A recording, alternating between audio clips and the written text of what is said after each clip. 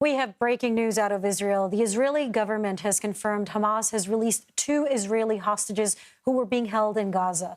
A government source tells CBS News the elderly women are named Nurit Cooper and Yoshevev Lifshitz. Their release comes after 2 American hostages were let go by Hamas last Friday.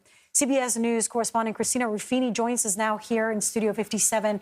Christina, what do we know at this point? I know you've been reporting extensively on the other hostages and these new 2 that have been released. What do we know so far? We don't know a lot, including we don't even know where they are at this moment. Sources I've been talking to are saying, they are being released, and it's unclear if they've actually made that cross from Gaza into either Israel or, one of the other areas if they've crossed into Egypt, although that doesn't seem to be feasible at this point, given that chaos at the Rafah Gate.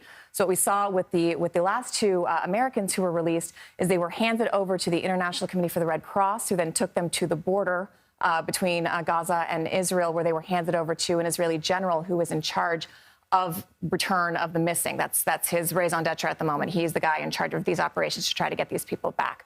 And, it's a complicated negotiating process. There's a lot of different factors involved. So we'll have to wait until usually, of course, this is also tentative and also delicate. Usually even officials who are trying to be helpful are very circumspect because they don't want to do anything that could risk the lives of these people as they're trying to get out. So we'll have to wait until they are in most likely Israeli custody to hear kind of how this all went down. From your sources in the State Department and your reporting on this, talk to me about what message does this send? Why do you think Hamas is doing that? I'm reading that they're talking about, humanitarian releases. We've noticed that it's 4 women who've been released. What would be the purpose, and what do you think goes into that negotiation? Right. I think it is significant that we're seeing 2 more women be released, right? And obviously, that's a message that Hamas is trying to send. Like, we have innocent people that we are holding hostage, and these are the people who could potentially be in harm's way if Israel decides to go ahead with that ground assault. Now, CBS News, my colleagues in the White House unit, have reported that, yes, the U.S. is trying to put pressure on Israel to delay that assault until they're able to get more hostages out.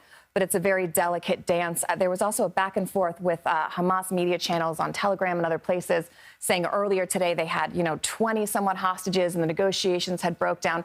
None of that is verified, and sources I've talked to say they don't really believe that was true. But this is what happens in an era where, even the terrorists have their own media outlet, right? You get lots and lots of competing messages, and you have to remember each one of these groups has their own agenda, and nothing is done for no reason. Every one of these moves you're seeing or releases you're seeing is some sort of strategic move. We just have to figure out, what the end game is for all of these different players. Yeah, that's such a good point. And, I think for the families and for everybody who's so concerned about all of these hostages, the fear is what conditions they are in at this point. Besides, of course, as you mentioned, the possible loss of life. We know that the last 2 hostages who were released, from what family members told, I believe it was Holly Williams, that they were okay, that they were not hurt. What do we know about these elderly hostages released today? Well, we know that they haven't had a good 2 weeks, right? Think about the most stressful period of your life. Think about any time you've been somewhere where your heart rate has been up and you're uncertain and you're scared. Imagine going through that in a place you don't know necessarily, with people you don't know. You don't know whether you're going to get out of there alive or not, and you're going on that for 2 weeks. Whether or not they've been fed or treated humanely is really ancillary to the stress that you put on someone when you kidnap them. So I think we have to remember, anytime we get a hostage out of any kind of situation, whether it's, a domestic kidnapping or something overseas, there is this tendency to say, like, physically they were unharmed. But the physical part is a really important part of that, because just because they physically seem to be in okay health doesn't mean they're unharmed. And that's something that, as they come back, they'll be assessed by probably the Israeli government and then medical personnel. And this is going to be an ongoing process that's going to be going on for years. You're right. It takes me back to the interview that Margaret Brennan did yesterday on 60 Minutes, talking to the man who was held hostage in Iran, and those 5 years, what that was like for him, right. the mental toll. So we're hearing that, or we're learning through reporting, that it's Egypt and Qatar that are to perhaps thank for that negotiation, for this release. What goes into that from what you know? A lot of back and forth. Look, Hamas has a political office in Doha in Qatar, and that's why the Qataris are kind of in this position to be able to be the go-between, because they're not any negotiation between Hamas and Israel is just automatically going to be really incredibly difficult. And that's just not something the parties are willing to engage in. So often in diplomatic circles, you have these third countries go in between. You know, when the U.S. negotiates with Iran, there's usually an intermediary. That's the same here.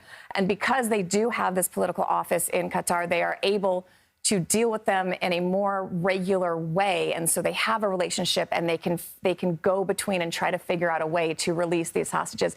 Now, this is the first time we've seen Egypt in the mix. That's new. That's interesting. Right. I've reached out to the Egyptian embassy. I haven't heard back yet.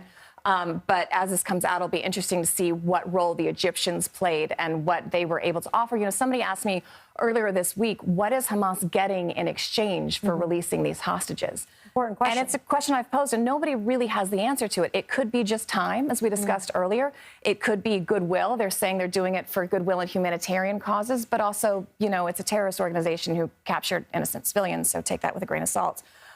We just don't know yet how this played out, but you can be sure there were a lot of phone calls and a lot of diplomats from several different countries trying to make this happen and working to get more hostages released in the days to come. And as you suggested earlier, perhaps sending a message, reminding people who these hostages are and their humanity. Christina Ruffini, thank you so much for making it in here so quick. Thanks.